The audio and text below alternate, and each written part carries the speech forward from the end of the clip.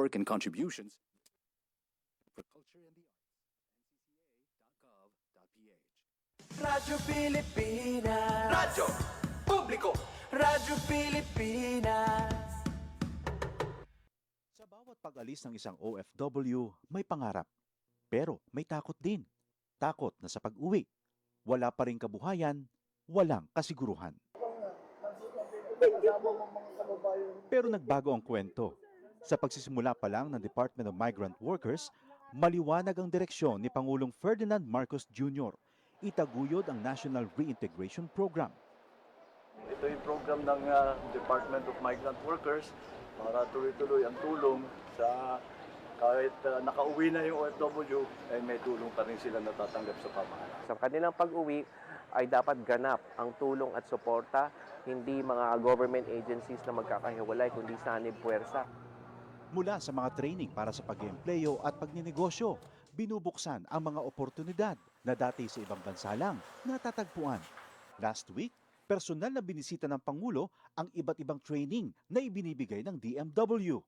Tulad ng negosyo ng soap making sa Laguna.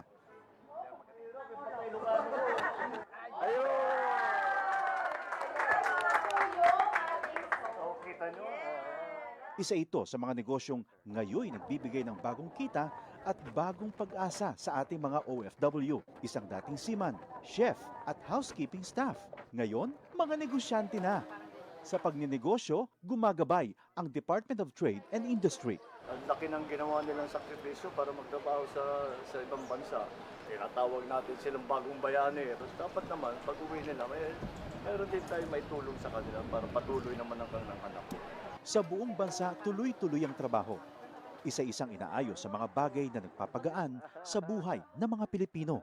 Ang pag-uwi para sa mga OFW, hindi nakatapusan, kundi isang matapang na simula para sa ating mga bagong bayani. Ito ang Presidential Broadcast Service. Radyo Pilipinas. Radyo Publiko. Ng bagong Pilipinas para sa bagong Pilipino. Naghahatid ng mahahalagang balita at impormasyon na guugnay ng pamahalaan sa sambayanan. Tulay sa himpapawid ng serbisyo publiko. Radyo Pilipinas. Radyo Publiko. Ang boses ng Pangulo. Sa Iloilo, Radyo Pilipinas. 585 AM. Philippine Standard Time, alas 8:15 na sa aga. Nagapanguna nga balita sa syudad, sa mga banwa, sa probinsya sa Iloilo, kagkaingon nga mga probinsya. Mga pananawon sa likod sa mga balita. Inyong mabatian sa Radyo Pilipinas Iloilo News. Mga balita nga magasugata sa inyong nga aga. Ginbantayan, ginsunod, gintipon sa Radyo Pilipinas Iloilo News Team. Gikan sa hulot balitaan. Diretso sa inyong palamatian. Yarian! Radyo Pilipinas Iloilo News. Maayong aga Pilipinas, maayong aga Western Visayas.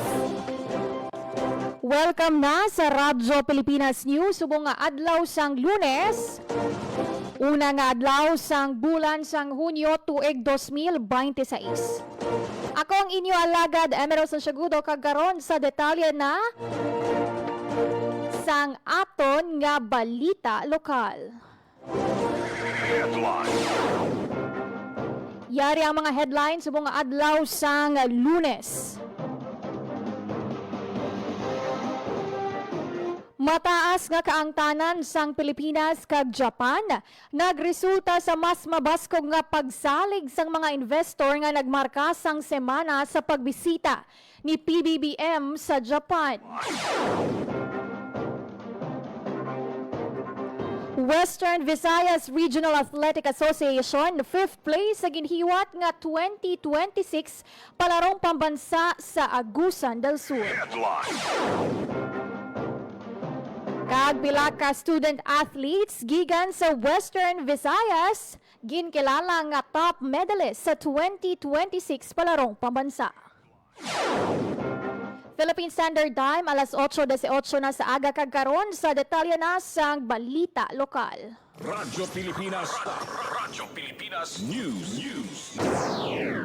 Nakakuha sang high-value economic and diplomatic gains si Presidente Ferdinand R. Marcos Jr. sa tion sang iya 4 ka adlaw nga pagbisita sa Japan. Nga nagapakita sang mataas nga estratehikyo nga kaangtanan bag-o nga magpromisa sa investment kag mas madalom nga bilateral nga kooperasyon sa tunga sang Manila kag Tokyo, Japan. Ang mga resulta sang pagbisita ni Presidente Marcos Jr. nakita nga isa ka importante nga tikang sa pagpauswag sang estratehiko nga alyansa sang Pilipinas sa mga liyabe nga mga kaupod sa Indo-Pacific kag pagsuporta sa agenda sang pagbag-o sang ekonomiya sang karon nga administrasyon. Ang isa ka milestone amo ang formal nga pagsaka sang level sang relasyon sang Pilipinas kag Japan pinaagi sa isa ka comprehensive strategic partnership kaupod sang iya summit meeting kay Japanese Prime Minister Takashi Sane sang Mayo 28. Ginpaligon man nanday Marcos kag Takaichi ang ilang nga promisa sa pagpasangkad sang kooperasyon sa patag sang ekonomiya, enerhiya, decarbonization, depensa, seguridad kag maritime sa tunga sang Pilipinas kag Japan. Pila sa mga kasugdanan ang ginpirmahan lakip na ang isa ka kasugdanan sa paglikaw sa doble nga pagbuwis. Subong man ang pagpasangkad sang kooperasyon sa agrikultura, pagpangisda, serbisyo sa ikaayong lawas kag papauswag sang human resource. Ang pagbisita nagapabakod sang papel sang Japan bilang isa ka pinakamalapit nga mga kaupod sa ekonomiya kag pag-uswag sang Pilipinas nga may padayon nga suporta para sa mga prioridad nga sektor kag mga programa sa pagpauswag sang kapasidad. Radyo Pilipinas. Radyo Pilipinas News. Western Visayas Regional Athletic Association 5th place sa ginhiwat nga 2026 palarong pambansa Agsur. Para sa detalye sang balita, may report si Marian Grace Areñeta. Radyo Pilipinas. Radyo Pilipinas. Report. Matapos ang isa ka semana nga paghiwat sa mga nanaytuhay nga sports events, 5th place overall ang Western Visayas Regional Athletic Association o Conwibraa sa giniwat nga palarong pambansa 2026 sa Agusan del Sur humalin Mayo 24 trubtub 31. Nakakuha ang Vibraa sa 31 ka gold, 36 ka silver kag 45 ka bronze. Sa elementary 4th place ang Vibraa nga may 18 ka gold, 15 ka silver kag 17 ka bronze. Sa secondary naman 9th place ang Vibraa nga nakakuha sang 13 ka gold, 21 ka silver kag 28 ka bronze. Gimbato ni DepEd 6 Regional Director Cristito Eco ang certificate kag 25,000 pesos para sa elementary placement kag certificate kag 50,000 pesos naman para sa 5th place overall award. Ginkilala nga overall champion ang National Capital Region nga may 91 ka gold, 70 ka silver kag 71 ka bronze. Samtang 9th place naman sa Demo Sports ang Vibraa nga may tig-isa ka gold kag silver kag 8 ka bronze. Para sa Bagong Pilipinas, Marian Grace Areñeta, Radyo Pilipinas, Radyo Publiko. Radyo Pilipinas News. Sa kaangot nga balita, Vibraa kampiyon naman sa Para Games sa 2026 palarong pambansa. Nagapanumbalik sa report si Marian Grace Areñeta. Radyo Pilipinas. Radyo Pilipinas. Report. Ginkilala nga kampiyon sa Para Games sa ginhiwat nga 2026 palarong pambansa Agusan del Sur ang Western Visayas Regional Athletic Association o Conwibraa. Nakakuha ang Vibraa sa 21 ka gold, 25 ka silver kag 15 ka bronze. Gimbato ni DepEd 6 Regional Director Cristito Eco ang trophy kag 200,000 pesos bilang prizes sa pagdaog sa Para Games. Samtang lakip sa top medalist gikan sa reyon sa Para Games ang Carl Hilario sa swimming, Princess Joy Lagamo sa athletics, Luke Damiel Gilo sa athletics, Kit AZ Mendoza sa athletics, Laila Castor sa athletics, kag Aiza Colimbio Navedes sa athletics. Para sa Bagong Pilipinas, Marian Grace Areñeta, Radyo Pilipinas, Radyo Publiko. Radyo Pilipinas. Radyo Pilipinas News. Kampiyon sa ginhiwat nga final games ang Football Elementary Boys ang Western Visayas Regional Athletic Association. Daog ang Vibraa kontra si Vibraa sa score nga 5-0 Mindoro. Giniwat ang championship game sa tungasang duha ka reyon sang Sabado, Mayo 30 sa Prosperidad, Agusan del Sur. Gintiglawas sang Barotac Nuevo Central Elementary School ang reyon sa East. Madumduman nga silver medalist ang football elementary boys sang Region 6 sa 2025 palarong pambansa. Radyo Pilipinas. Radyo Pilipinas News. Pila ka student athletes gikan sa Western Visayas top medalist sa 2026 palarong pambansa nagapanumbalik sa report si Marian Grace Aranyeta. Radyo Pilipinas. Radyo Pilipinas Report. Ginkilala bilang top medalist ang pila ka student athletes gikan sa Western Visayas sa giniwat nga 2026 palarong pambansa. Sa regular sports, top medalist ang Tricia Ann Arellano gikan sa Concepcion Central School para sa athletics elementary nga may 4 ka gold. Thea Grace Clark ag Mika Claire Clark sa Bunta Tala Tagbak Elementary School para sa Chess Elementary nga may tig 3 ka gold. Marton Andre Dumulong sang Maayon Elementary School para sa Athletics Elementary nga may yara sang 3 ka gold. Kag Noche Veronica Ibit sang Regional Science High School for Region 6 para sa swimming secondary nga may 2 ka gold. Nakakuha man sang tig 2 ka gold medal sang Angelo Santuyo, John Rex Andres kag Robin Brillo gikan sa Mangorokoro Elementary School para sa Arnis Elementary nga may tig 2 ka gold. Saik ni Gismundo sang Aklan National High School for Arts and Trades para sa Pencak Selat Secondary nga may 2 ka gold. Princess Lin Yanzon sang Tarong Elementary School para sa Athletics Elementary nga may 2 ka gold. Norin Abedo sang Carles Central School para sa Athletics Elementary nga may 2 ka gold. Kag Lian Moreno sang Carles Central School para sa Athletics Elementary. Ginhiwat ang palarong pambansa humalin Mayo 24 tubtub 31. Para sa Bagong Pilipinas, Marian Grace Aranyata, Radyo Pilipinas, Radyo Publiko. Radyo Pilipinas. Radyo Pilipinas News. Magahatag sang cash prize ang lokal nga panguluhan sang Pasay City sa mga atleta sini nga magadaog sang medalya. Kag sa mga coach nga delegasyon sang syudad sa 2026 palarong pambansa. Magabaton sang 30,000 pesos nga cash prize ang atleta nga gold medalist.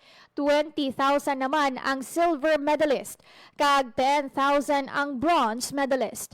Ang mga coach kag trainer naman sang atleta nga makakuha sang medalya o kung hindi makabaton sang tig 5,000 pesos nga cash incentives. Ang paghatag sang cash incentives kabahin sang suporta sang LGU sa mga atleta kag mentors nga nagarepresenta sang syudad sang Pasay sa palarong pambansa. Radyo Pilipinas. Radyo Pilipinas News. Magahatag sang libreng school supplies ang Iloilo City Government sa may masobra 74,000 ka estudyante halin kindergarten tubtub grade 12 bilang bulig sa mga ginikanan sa nagahilapit nga abre klase.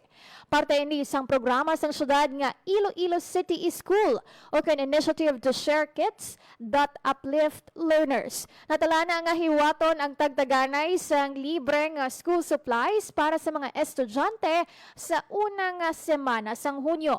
Ginalaki pa nini sang libre nga notebook, lapis, papel, rural, o kon eraser, crayola, kag iban pa. Sunod kay Iloilo City Mayor Raisa Treñas, ang libre nga school supplies ginkuha sa pondo nga 8.5 million pesos gikan sa Special Education Fund nga ginaprobahan sang Iloilo School Board. Dugang sa alkalde na desisyonan nila nga ibalik ang libre nga school supplies program sa tunga sang pagpangabudlay sa mga ginikanan bangod sa pagsaka sa presyo sang petrolyo. Radyo Pilipinas. Radyo Pilipinas News. Formal na nga ginlunsar sang DOST Western Visayas o kon Department of Science and Technology ang banwa sang New Washington sa Aklan bilang unang Smart and Sustainable Community Program proponent sa Western Visayas. Katuyuan sang DOST sa nasambit nga programa nga gamiton ang siyensya, teknolohiya kag inobasyon para mapanami ang serbisyo publiko, maduso ang inklusibo nga pag-uswag kag malabot ang long-term sustainability. Lakip sa mga inisyatibo sa idalom sang programa amo ang pag-deploy sang ginhuman sang DOST-6 nga Smart Gov kag Barangay Info System for Development and Accountability. Mga e-governance systems nga magabulig sa mga kabarangayan kag opisina sang gobyerno sa digitalization, data management, kag para mapahapos ang mga proseso sa mga opisina. Magahatag man sang assistance ang DOST Western Visayas agud mapabas kung ang sektor sang agrikultura. Pinaagi sa Project Saray o kung smart approaches to reinvigorate agriculture as an industry in the Philippines. Diri, hatagan sang access sa mga mangunguma sa mga science-based tools sa pagbantay sa mga pananom, pagkontrol sa mga peste, kag balatian kag pagpanami sang patubas. May ihatag man ang Disaster Risk and Reduction Management Interventions ang DOST. Tudloan man ang LGU tuhoy sa Project Signal o kung Strategic Incident Georeferencing for nationwide alertness kag bantay panahon para mapanami ang ilang weather monitoring. Radyo Pilipinas. Radyo Pilipinas News.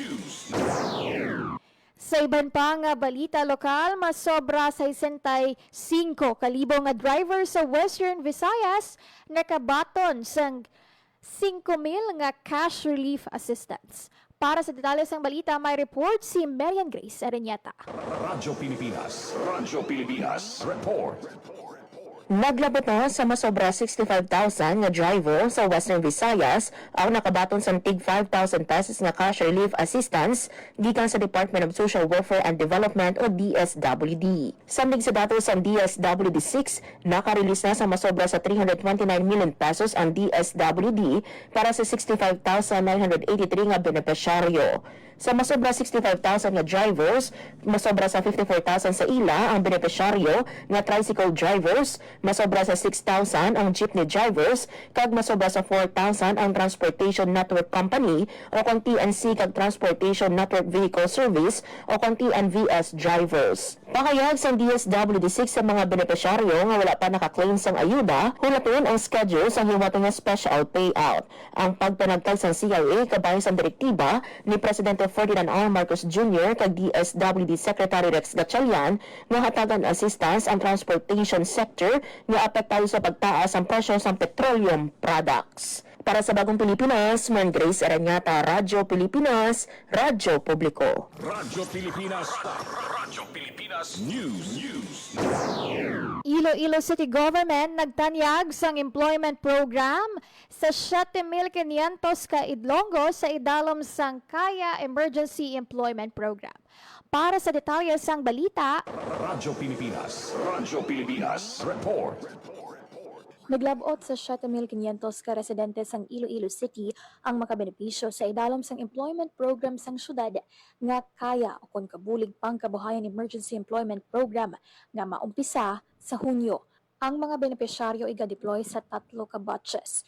Kung sa diin ang una nga 2,500 maumpisa sa Hunyo, kag ang masunod nga 2,500 nga benepisyaryo sa Hulyo, kag ang masunod sa Agosto. Kada benepisyaryo magabaton sang 4,000 pesos sulod sang 10 ka adlaw nga obra. Kung sa diin, lakip sa ilang mga obra ang pagpaninlo sang waterway sa syudad agud magbulig sa implementasyon sang Oplan kontra baha. May mga i-deploy man agud mag-obra sa government offices kag iban pa nga clerical work. Nagpain sang 30 million pesos ang Iloilo City Government agud gamiton sa implementasyon sang Kaya Emergency Employment Program. Para sa Bagong Pilipinas, Emeros Ansugodo, Radyo Pilipinas, Radyo Publiko. Radyo Pilipinas. Radyo Pilipinas News.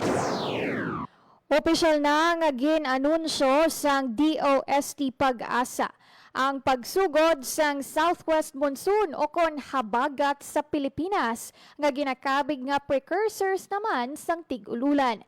Sunod sa State Weather Bureau samtang nagapadayon ang habagat sa pungsod, lauman ang pag-ulan-ulan kag thunderstorms, partikular sa western section sang Pilipinas. Ang ini nga kondisyon senyales nga posible masugod naman ang rainy season o kontig ululan sa mga masunod nga adlaw. Sa piyak sini lauman sa gihapon ang rain break o kon monsoon breaks nga magalawig sang pila ka adlaw o kon pila ka semana. Radyo Pilipinas. Radyo Pilipinas News. Sa iban pa nga balita lokal, nagdagat sa masobra 1,800 ka mangunguma sa Western Visayas ang nakabenepisyo na sa libre nga soil analysis nga gindala sang Department of Agriculture pinaagi sa ilang nga mobile soil laboratory. Umalin Marso 2 tubtob Mayo 21 may masobra 2,000 ka sample sang duta gikan sa masobra 1,800 ka mangunguma sang rehiyon ang napaidalom sa libre nga soil analysis.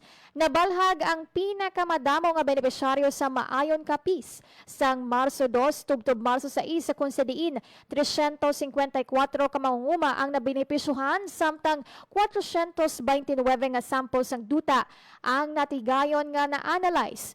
Magluwas sa maayon kapis ng destinasyon sang Mobile Source Laboratory ang banwas sang dao sa kapis, Kalibo kag Ibahay sa Aklan, Valderrama kag Bugasong sa Antique, Hordan sa Guimaras, pati na ang banwasang Balasan, Banate, Cabatuan, Lambunaw, Lemery, Leon kag Zaragas sa Iloilo.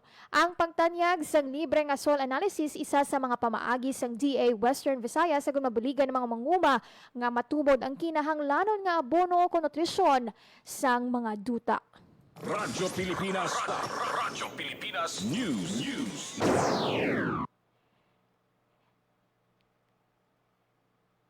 Quezon City masunod nga host sang palarong pambansa 2027. Para sa detalye sang balita, nagapanubalik si Marian Grace Erenieta. Radyo Pilipinas. Radyo Pilipinas. Report. Panagbalayan sang Quezon City ang palarong pambansa 2027. Opisyal nga ginanunsyo sa Department of Education ang pagpanagbalay sang Quezon City sang palarong pambansa 2027 kadungan sang closing ceremony sang Domingo, Mayo 31 sa Agusan del Sur nga host province sa sining nga tuig nga palarong pambansa. Gin-turn over ni Agusan del Sur Governor Santiago Cane Jr. kay Mayor Joy Belmonte ang banner sang palarong pambansa. Ginasunod ang pattern nga Luzon, Visayas, Luzon, Mindanao sa pagpili sa masunod nga palarong pambansa host. Ginalauman nga sa 2028 panagbalayan sang isa ka LGU sa Visayas ang palarong pambansa. Para sa Bagong Pilipinas, Marian Grace Aranyata, Radyo Pilipinas, Radyo Publiko. Radyo Pilipinas. Radyo Pilipinas News.